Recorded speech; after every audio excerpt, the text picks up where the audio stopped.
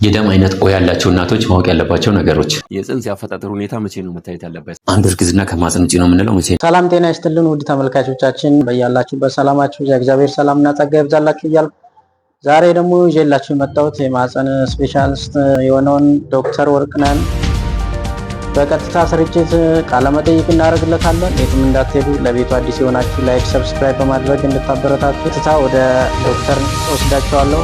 ወደ ዶክተር። ሰላም ዶክተር። ሰላም ጤና ይስጥልኝ። የጨቅላ ህፃናት የወንዶች ግርዛት በቀለበት ማለት ምን ማለት ነው?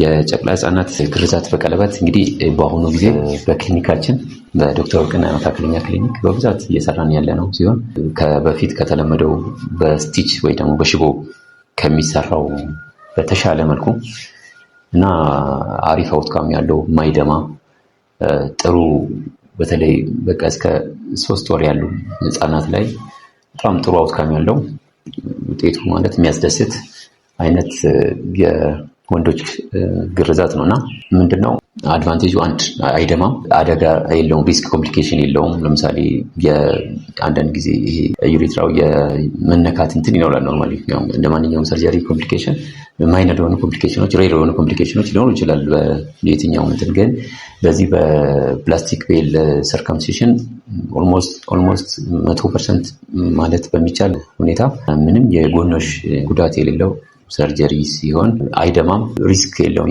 ወጥቶ የቀለበቱ ወጥቶ ወይ ደግሞ የመድማት ሪስክ የለውም። ቤትም ሲገቡ ብዙ የተለየ እንክብካቤ የሚደረግ ነገር የለውም። ጀስት ኖርማል ቫዝሊን ቅባት መቀባት ነው። ዳይፐር ብዙ ጊዜ አይደረግም። ቀለበቱ ከ5 እስከ 7 ቀን ውስጥ በራሱ የሚወድቅበት ሂደት ነው ያለው። አንዳንድ ጊዜ እስከ 10 ቀን ሊቆይ ይችላል። አንዳንዴ ከስንት ሰው አንዳንድ ሰው ላይ ወደ ታች ሊሄድ ይችላል። ከዛ ውጭ ግን በጣም የተሻለ ወንዶች ጨቅላ ህፃናት ግርዛት በቀለበት አሪፍ ነው። እና ስለ ልጇ ጽንስ አቀማመጥ መቼ ነው ማወቅ ያለባት? ብዙ ጊዜ አልትራሳውንድ ስንሰራ ገና እርግዝናው ከተፈጠረ ጊዜ ጀምሮ እስከ 9 ወር ያለው አቀማመጡ እንዴት ነው የሚል ነገር እናቶች ወይ ደግሞ እርጉዝ ሴቶች በጣም ያስጨንቃቸዋል። መቼ ነው ስለ ልጅ አቀማመጥ ሁኔታ መጨነቅ ያለብን ብለን ስናይ የልጅ አቀማመጥ ሁኔታ ለማውራት መቼ ነው? ከ28 ሳምንት ጀምሮ ነው እስከ 30 ሳምንት መሀል ከ7ኛው ወር ማለት ነው ከ6 ወር ተኩል እስከ 7ኛው ወር አካባቢ ያለው ነው የልጅ አቀማመጥ እንዲህ ነው ብለን የምንነግራቸው። ከዛም በፊት ያለው ምንም አይጠቅም። ምክንያቱም 360 ዲግሪ ሊስከረከር ይችላል ልጁ በየሰዓቱ። ስለዚህ በዛን ሰዓት የልጅ አቀማመጥ እንዲህ ነው ብሎ መናገር ምንም ጥቅም የለውም ማለት ነው። እና ስለዚህ ከ28 ሳምንት ጀምሮ ከተገለበጠ ተገልብጧል፣ በጭንቅላቱ መጥቷል። ያው ትክክለኛው ሴፋሊክ ወይ ደግሞ ቨርቴክስ ጭንቅላቱ ሲመጣ ነው ተገልብጧል ይባላል። አግድም ካለ አግድም ነው ይባላል። ወይ ደግሞ ጭንቅላቱ ወደ ላይ ሆኖ ቁጭ ካለ ብሪጅ ፕሬዘንቴሽን የሚባለው ቁጭ ብሏል ወይ ደግሞ አልተገለበጠም ተብሎ ይነገራል። ያው ቤት ውስጥ ወይ ደግሞ ሰፈር ላይ በተለምዶ 9 ወር ላይ ወይ ደግሞ ምጥ ሊመጣ አካባቢ ነው የሚገለበጠው የሚባለው ነገርም ትክክል አይደለም። ስለዚህ ልጅ የሚገለበጠው ወይ ደግሞ መገልበጥ ያለበት ትክክለኛ ፖዚሽን ሴፋሊክ ቨርቴክስ ፕሬዘንቴሽን መያዝ ያለበት በተለይ ከ30 ሳምንት ጀምሮ ነው መገልበጥ ያለበት። እስከ 30 ሳምንት ወይ ደግሞ እስከ 7 ወር ካልተገለበጠ ከዛ በኋላ የመገልበጥ እድሉ ወይ ደግሞ ተስተካክሎ የመምጣት እድሉ በጣም ዝቅ ያለ ነው። ለምሳሌ 36 ሳምንት ላይ ካልተገለበጠ የመገልበጥ እድሉ 3% ብቻ ነች ማለት ነው። 97%ቶች በዛው ነው የሚቀጥሉት። አንዳንድ ጊዜ ግን ምን አለ አንስቴብል ላይ የሚባል አለ። አንስቴብል ላይ ማለት በየሰዓቱ የሚሽከረከር ማለት ነው። እንደዛ አይነቱ ደግሞ ልክ ምጥ ሲመጣ ነው ትክክለኛ ፖዚሽኑን የሚይዘው። ምጥ ከመጣ በኋላ ግን አይገለበጥም ወይ ደግሞ አይዞርም ከዛ በኋላ። ከዛ ውጭ ግን 30 ሳምንት ላይ ትክክለኛ ያለበት ሁኔታ ለእናትየው መናገር ይቻላል። በዛም የመቀጠል እድሉ ከፍ ያለ ስለሆነ ማለት ነው። ከዛም በፊት ግን ከ28 ሳምንት በፊት ስለ ልጁ አቀማመጥ ሁኔታ የምናወራው ነገር ምንም ጥቅም የለውም። ቁጭ ሊል ይችላል፣ በቂቶ ወይ አግድም ሊሆን ይችላል። በትክክልም ደግሞ ከመጀመሪያው ሊመጣ ይችላል ተገልብጦ።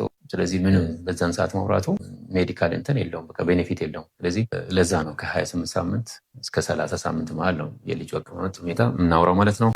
አንዲት እናት ከወለደች በኋላ ግንኙነት መቼ መጀመር አለባት? አንዲት እናት ከወለደች በኋላ ግንኙነት መቼ መጀመር አለባት የሚለውን በሶስት ከፍለን ብናይ አሪፍ ነው የሚሆነው። 1 በማህፀን ወልዳ ስቲች የሌላት፣ 2 በማህፀን ወልዳ በስቲች ፒቲዮቶሚ የሚባለው ማለት ነው፣ 3 ደግሞ በኦፕራሲዮን ወለደች ብለን በሶስት መክፈል እንችላለን። በማህፀን ወልዳ ስቲች የሌላት እናት ከሆነች ወይ ደግሞ ፒቲዮቶሚ የሌላት ከሆነች እስከ 3 ሳምንት ውስጥ ያው ፈሳሽ ኖርማል የማህፀን ፈሳሽ ከወለዱ በኋላ ከ2 እስከ 3 ሳምንት እስከ 21 ቀን ፈሳሽ ሊኖራቸው ይችላል።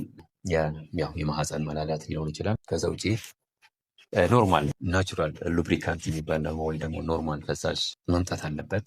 ኖርማል ፈሳሽ መኖር አለበት፣ ቫጃይናል ሉብሪካንት መኖር አለበት። ከዛ ውጭ ግን ህመም ሊኖረው ይችላል ማለት ነው። ግንኙነት ለሚደረግ ሰዓት ግንኙነት ህመም ሊኖረው ይችላል። ሌላው በስቲች የወለደች እናት ከሆነች ስቲቹ በደንብ መዳን አለበት። ያው ስቲቹ በአዞርበብል ወይ ደግሞ በዛው ተበልቶ በሚቀር 2 አይነት ወይ በ48 ሰዓት ውስጥ አብሶርብ የሚደረግ ስቲች አለ። ሌላው 2 ሳምንት 3 ሳምንት የሚቆይ ስቲች አለ። ስለዚህ አሁን ላይ በብዛት ከ2 እስከ 3 ሳምንት ኢቨን ከ1 እስከ 1 ወር በሚቆይ ስቲች ሊሰፋ ይችላል። ስለዚህ ሽቦዎቹ በደንብ አብዞርብ ተደርጎ ቁስሉ በደንብ ድኖ በማህፀን ሐኪም ኢቨን የተሻለ ነው የሚሆነው ቼክ ተደርጎ ወደ ግንኙነት ቢገባ አሪፍ ነው የሚሆነው እላለሁ። ሌላው ነገር ያው እንደ መጀመሪያ ላይሆን ይችላል።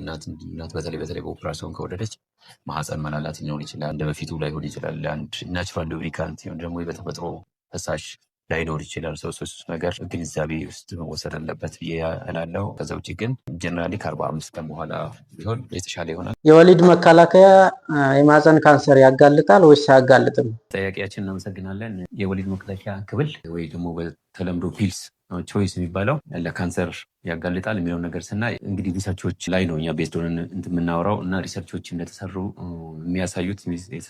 የሚያሳዩት እድሜያቸው ከ20 ዓመት በታች ለሆኑት ሴቶች እርግዝና መከላከያ ክብል ፒልስ ቾይስ የሚባለውን ከወሰዱ ለ1 ዓመት በ100,000 ሴቶች 8ቱ በጡት ካንሰር የመያዝ እድል አላቸው ማለት ነው። ከነበረው በ8 ይጨምራል ማለት ነው። ማለት ምንድነው? በ1 ዓመት ውስጥ ለምሳሌ በአንድ ሀገር ውስጥ 100,000 ሴቶች እርግዝና መከላከያ ከወሰዱ እድሜያቸው ከ20 ዓመት በታች የሆኑት 8ቶቹ በጡት ካንሰር የሚያዛሉ ማለት ነው። ይሄ ያው ኖርማሊ ቁጥሩ በጣም ትንሽ ነው። እድሜያቸው ከ35 በታች ለሆኑ ሴቶች ደግሞ 1 in 5 15,000 ወይ ደግሞ 1 ከ50,000 አንድ ሰው የካንሰር የመያዝ እድል ይጨምራል ማለት ነው። ሌላው እድሜያቸው ከ35 ከ39 ስናይ 265 ሴቶች ከ100,000 በካንሰር የመያዝ እድል ይጨምራል ማለት ነው። ኦቨርኦል ስናይ ግን የእርግዝና መከላከያ እንክብል ካንሰር ከማምጣቱም የበለጠ እርግዝና መከላከሉ ላይ በጣም ጥቅም አለው። የበለጠ ደግሞ ሌላው ምንድነው? ለአንዳንድ የማህፀን ካንሰር እንደሚከላከል ጥናቶች ያመለክታል። ለምሳሌ ኢንዶሜትሪያል ካንሰር የሚባለው የማህፀን የግድግዳ ካንሰርን ይከላከላል። ኦቫሪያን ካንሰር ወይ ደግሞ የዘር ፍሬ ካንሰርን በ50% ይከላከላል። ሌላው ለኮሎሬክታል ካንሰር ወይ ደግሞ የአንጀትና የፍንጢጣን ካንሰር በ18% የመከላከል ወይ ደግሞ የመቀነስ እድል አለው ማለት ነው፣ እስከተጠቀሙበት ድረስ ማለት ነው። ስለዚህ በአጠቃላይ የእርግዝና መከላከያ ክብል ወይ ደግሞ ፒልስ የሚባለው ካንሰር የማምጣት እድሉ ከጀነራል ፖፑሌሽን ወይ ደግሞ ከሌላ መከላከያ ከማይወስዱ ሴቶች አንጻር ስናይ ይህን ያህል መወሰድ የለበትም ተብሎ የሚወራ አይደለም። ግን የአሜሪካን ካንሰር አሶሲዬሽን እንደሚያስቀምጠው ሲኦሲ ወይ ደግሞ የእርግዝና መከላከያ ክብል ክላስ 1 ካርሲኖጂን ስር ይመደባል። ይህ ማለት ነው ካንሰር ያምጣ የሚታወቀው ነገር የለም የሚለው ደረጃ ይይዛል ማለት ነው። የደም አይነቷ ኦ ከሆነ የባሏ ኤኤ ከሆነ ምን ሊፈጠር ይችላል? የጽንሱ አንዲት እናት የደም አይነቷ ኦ ከሆነ የባለቤቷ ደግሞ ኤ ወይ ደግሞ ኤቢ ወይ ደግሞ ቢ ፕላስ ከሆነ የሚፈጠረው ልጅ ደም አይነት ምን ይሆናል ብለን ስናይ አንድ ኦ ሊሆን ይችላል፣ ኤ ሊሆን ይችላል፣ ቢ ሊሆን ይችላል። የልጁ የደም አይነት ከዚህ ውጪ ሊሆን አይችልም። የደም አይነቷ ኦ ለሆነ እናት ማለት ነው። እና የባልየው የደም አይነት ኤ ከሆነ ወይ ደግሞ ኤቢ ከሆነ ወይ ደግሞ ቢ ከሆነ በእርግዝና ጊዜ የልጁ የደም አይነት ሊሆን የሚችለው ኦ ኤ ወይ ደግሞ ቢ ፕላስ ሊሆን ይችላል። ስለዚህ ይሄኛውን እንግዲህ ልጅ አልፎ ወደ እናትየው ይሄዳል ማለት ነው። ይሄ ምን ሊፈጥር ይችላል? አርቢሲው ኦ ውስጥ ያለው አንታይቦዲ የኤ አንታይቦዲ እና ቢ አንታይቦዲ አርቢሲው ሄሞሊሲስ ሊፈጥር ይችላል። ሄሞሊሲስ ልጁን የቀይ ደም ሴል ሊፈጅ ይችላል ማለት ነው። ይሄ ምን ሊከሰት ይችላል ብለን ስናይ ጃውንዲስ የሚባለው ሊኖር ይችላል። የልጁ የሰውነት ቢጫ መሆን ማለት ነው። አይን ሰውነቱ ልጁ ቢጫ ሊሆን ይችላል። እሺ ይሄኛውን እንዴት ነው የምናክመው ብለን ስናይ 3 አይነት ህክምና መንገዶች አሉት። የመጀመሪያው ፎቶቴራፒ ነው።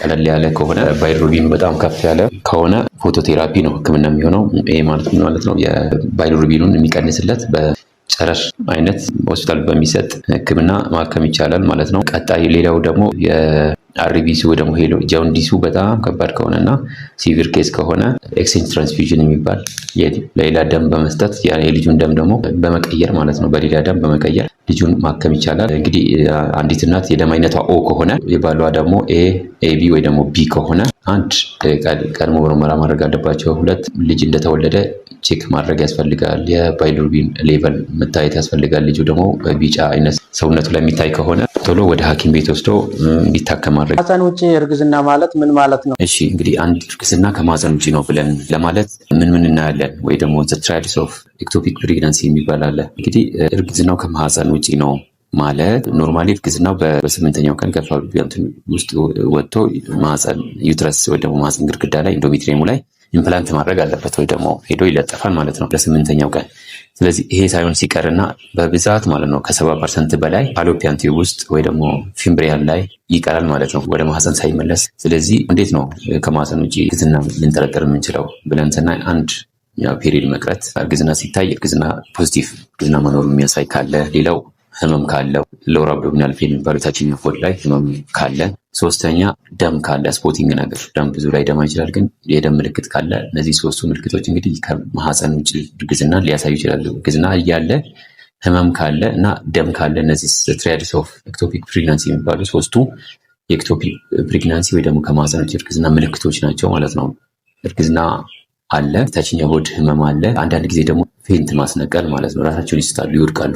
ከማህፀን ውጭ እርግዝና ሲኖር ሴቶቹ አንዳንዴ ይወድቃሉ። ስለዚህ ይሄም አንድ ከማህፀን ውጭ እርግዝና መሆኑን ነው የሚያሳየው። ሌላ ደም ነገር ይታያቸዋል ማለት ነው። እነዚህ ሶስቱ ካሉ ከማህፀን ውጭ እርግዝና መጠርጠርና ቶሎ አልትራሳውንድ ቼክ ማድረግ አስፈላጊ ነው የሚሆነው። በተለይ ከዚህም በፊት ከማህፀን ውጭ እርግዝና ተከስቶባቸው አንዱ ቱቦ ወጥቶባቸው ጋሚ እርግዝና ሲከሰት ቶሎ ቼክ ማድረግ አለባቸው ተብሎ ነው የሚታሰበው። ምክንያቱም ከሌላው ጀነራል ኦብስቴትሪክ ፖፑሌሽን ከዚህም በፊት ከማህፀን ውጭ እርግዝና የገጠማቸው ሴቶች አሁንም የመምጣት እድሉ ቀጣይ እርግዝና ላይም ከማህፀን ውጭ የመሆን እድሉ በጣም ከፍ ያለ ነው። ስለዚህ ከዚህም በፊት ከማህፀን ውጭ እርግዝና ያጋጥማት ሴት ፔሪድ በቀረ ሰዓት ቶሎ ብላ አልትራሳውንድ ቼክ ማድረግ አለባት።